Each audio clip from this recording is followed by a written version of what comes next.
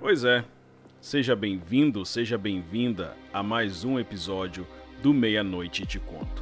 E hoje nós vamos contar o primeiro relato de um inscrito aqui do canal. O nome do inscrito, ou da inscrita nesse caso, é Sônia, e hoje ela vai contar pra gente sobre um episódio muito particular que aconteceu durante a sua infância em Piracicaba, no estado de São Paulo.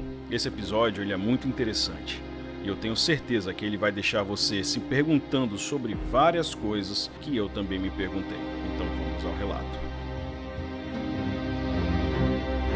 Quando eu era pequena, fui passar as férias escolares na casa da minha avó materna. Ela morava num lugar que era só mato. Era tipo um sítio, só que tinham casas umas coladas nas outras, tipo casas geminadas. E minha avó sabia que eu era muito medrosa e ela sempre falava que tinha um lobisomem por lá. Eu não acreditava, porque a gente só acredita quando presenciamos com nossos próprios olhos. Pois bem, no quintal dela tinha um guarda-roupas velho e grande, encostado na parede externa da casa e que ela fazia de galinheiro. Tinha poleiro dentro e várias galinhas dormiam ali à noite. Nessa noite em particular, eu estava dormindo e minha avó me acordou e disse: "Vem ver o lobisomem, ele tá no quintal", com uma suavidade, como se aquilo não fosse nada demais. Eu levantei meio desnorteada, cheguei na janela, que estava fechada. A janela era de madeira e pelas frestas eu vi. Pode passar o tempo que for que eu nunca na vida vou me esquecer. Era como se aquilo fosse um cachorro imenso, do tamanho do guarda-roupas. E aquilo estava em pé. As galinhas faziam um estardalhaço terrível, mas também, coitadas, elas estavam sendo atacadas e devoradas. Meu coração batia tão forte que eu achei que estava ouvindo ele bater de dentro para fora. Mas como se ele batesse dentro da minha cabeça. E aquilo? Bom, ele olhou na direção da janela, mas minha avó dizia pra mim que não tinha perigo, que ele não iria quebrar a janela ou atacar a gente. Porém, atacando ou não, o medo me paralisou de tal maneira que eu senti o xixi escorrer pelas pernas, mas eu não conseguia me mexer. Sobre a aparência daquela coisa, a cabeça dele era horrível e era enorme de grande, enquanto os olhos eram diferentes de todos os olhos de animais que eu já tinha visto. Mas minha avó disse que era porque ele ainda era metade gente. Após alguns segundos que mais pareciam horas, a minha avó bateu na janela bem forte e eu achei que fosse desmaiar nesse momento devido ao susto.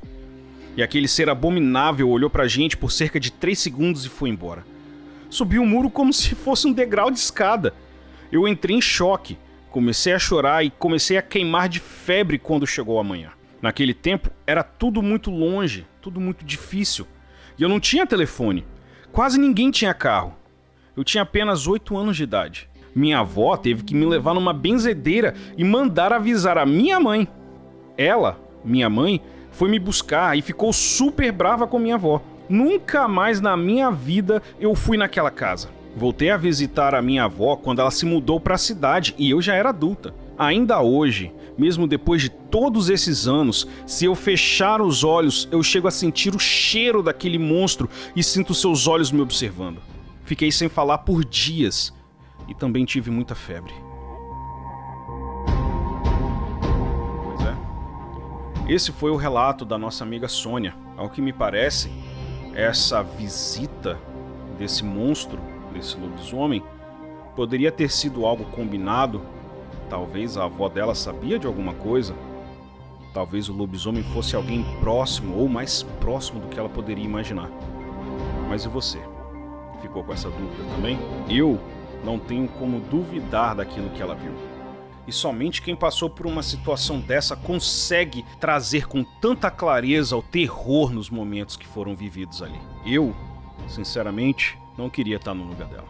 E eu espero que você também nunca esteja nesse mesmo lugar. Até porque estar na presença de um ser abominável, de tamanho ódio indescritível, não é uma coisa para qualquer um. Não é uma coisa que sequer deveria acontecer. Gostou desse relato? O que você acha? Deixa suas opiniões aqui nos comentários. Claro, se a Sônia passou por uma situação dessa, com certeza você conhece alguém, ou talvez esse alguém seja você mesmo que passou por situações assim. Caso você tenha passado por situações ou você conheça alguém que já tenha vivido experiência parecida, envie esse relato pra gente. O e-mail ele tá na descrição, mas não tem problema, eu falo aqui pra você também. O e-mail é relatos.meianoiteteconto@gmail.com. Não deixa de escrever pra gente. O seu relato ele é muito importante e ele é a força motriz que vai fazer esse canal chegar aonde ele precisa chegar. Porque experiências desse tipo, como a Sônia viveu e como várias outras pessoas ao redor do mundo também viveram, precisam ganhar voz. E através daqui do Meia-Noite Te Conto, a gente vai levar todas essas experiências e compartilhar também experiências para todos os cantos do mundo. Então, se você tiver interesse, quiser continuar com a gente, aguarda um pouquinho, porque meia-noite te conto.